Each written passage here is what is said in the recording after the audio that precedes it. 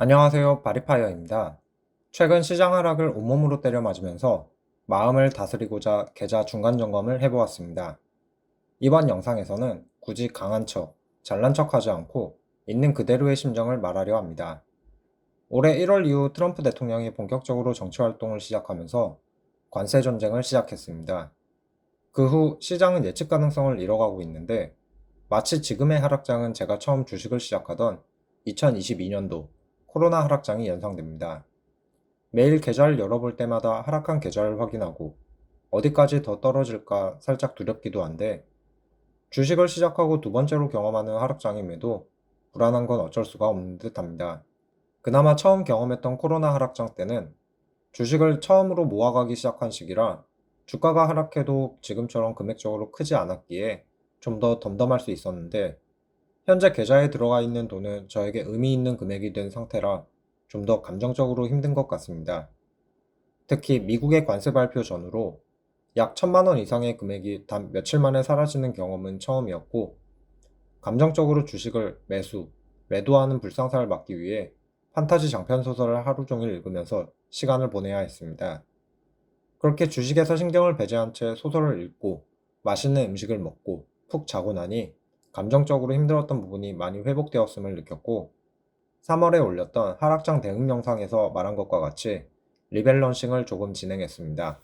지난 영상에서 QQQ가 3% 하락할 때마다 한 주씩 매수하기로 했었는데 현재 3주가 늘어났습니다. 즉, 나스닥이 한 달도 안 되는 기간 동안 9% 이상 하락했다는 의미인데, 분명 나스닥이 10%가량 빠진 후부터 매수하기 시작했는데도 단기간에 큰 폭의 하락이 이어지다 보니 빠르게 수량이 늘어나고 있습니다. 과거 트럼프 1기 때 중국과 무역전쟁을 하며 증시가 20에서 25%가량 하락했던 걸 생각해보면 4월 5일자로 나스닥은 전고점 대비 21% 하락했으므로 앞으로 4에서 9%가량의 추가 하락 가능성이 있어 보입니다. 긍정적으로 보면 거의 다 왔다는 것인데, 다만 자칭 보수적 투자자인 저는 최악의 경우를 고려하기에 나스닥이 마이너스 30%까지 빠질 수 있다고 고려하면서 리밸런싱을 대응 중입니다. 만약 그 이상 하락한다면 더 이상 저는 할 수 있는 게 없고 그저 물 떠놓고 기도하면서 배당금으로 추매를 이어나가야 할 것 같습니다. 슈카 형님은 하락장은 대응이 아니라 대비하는 것이라 했는데 이번 하락장에서 저의 대비는 다소 부족했음을 최근 여실히 느끼고 있습니다. 상승장이 1년 이상 지속되면서 상승을 당연시했던 저의 마음가짐이 아니했고, 워렌 버핏이 S&P를 모두 매도했을 때 현금 비중을 늘리지 못한 과거의 제가 아쉬운 요즘입니다. 후회는 짧게 하고 본 내용으로 들어가 계좌 중간 점검을 해보겠습니다. 다음에 계좌를 보시면 보유 종목이 조금 단순화되었습니다. 최근 QQQ, 타이거 미국 테크 탑10을 매수하기 위해 배당금으로 모아가던 종목들인 맥쿼리 인프라와 화이자를 모두 정리했기 때문입니다. 저는 물을 탈 돈이 없기 때문에 종목 수를 줄이고 집중하는 과정이 필요했습니다. 또 예전에 계좌 공개를 할 때 없었던 QILD가 포트폴리오에 들어왔습니다.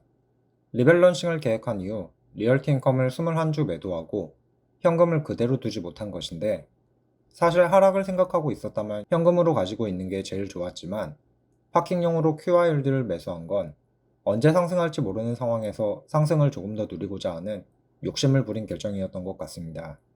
솔직히 이렇게 급격하게 증시가 하락할 줄은 예상하지 못했기에 QQQ와 비슷한 방향성을 가지되 변동성은 조금 더 낮은 QILD를 파킹용으로 결정했던 것입니다. 저의 나스닥 목표 비중은 20%로 QQQ와 QILD의 비중을 합치면 현재 목표에 부합하게 됩니다. 어디까지 하락할지 조금 무섭지만 매번 나스닥이 3% 이상 하락할 때면 QILD를 매도해 QQQ로 바꿀 예정입니다. 그리고 나스닥이 고점 대비 마이너스 30%가량 하락하면 저의 리밸런싱은 완료될 것 같습니다. 다음으로 올해 손실액은 고점 대비 1,500만 원이고 하락률은 약 8%를 돌파했습니다. 연초에 일하면서 투입한 자금까지 고려하면 체감상 손실액이 조금 더 큰 것 같은데 어플에서 알려주는 올해 손실액을 조금 믿기 어려운 것 같습니다. 또 제가 보유한 K5가 중고로 800만 원이 안 된다는 사실을 생각해보면 좋은 중고차 한 대를 사용하지도 못하고 폐차시킨 느낌입니다. 그래도 3월까지 받은 배당금이 손실을 약간은 만회해 주었습니다. 그리고 이번 하락장에서 SK텔레콤, 알트리아, 리얼티 인컴 덕분에 계좌가 큰 하락을 피했기에 리츠와 경기방어주에 대한 생각이 전보다 긍정적인 방향으로 많이 바뀌었습니다.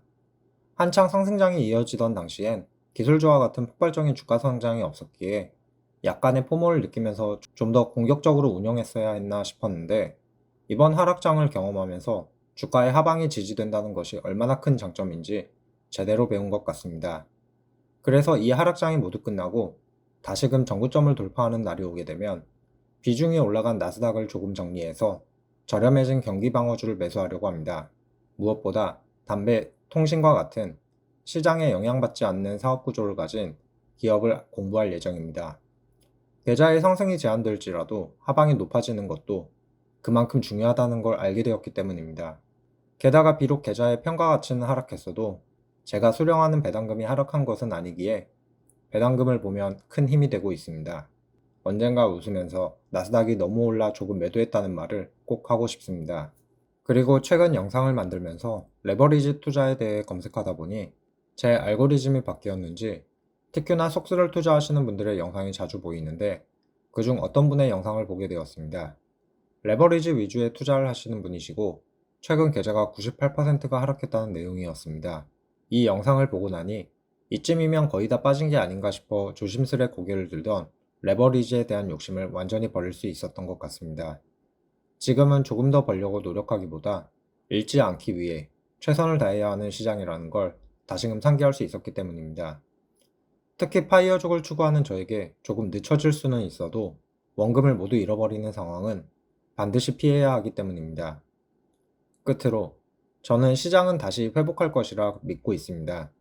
자본주의 사회에서 각 나라들은 복지를 이유로 혹은 표를 얻기 위해 계속해서 돈을 찍어낼 것이고, 글로벌 기업들은 그 돈을 회수하여 투자자들에게 돌려줄 것이기에 지수를 기초로 하는 주가는 우상향할 것이기 때문입니다.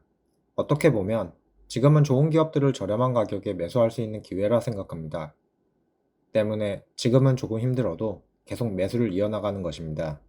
또 개별 종목인 SK텔레콤, 알트리아, 리얼티인컴은 스스로 분석하고 선택한 종목인 만큼 끝까지 믿어보려고 합니다.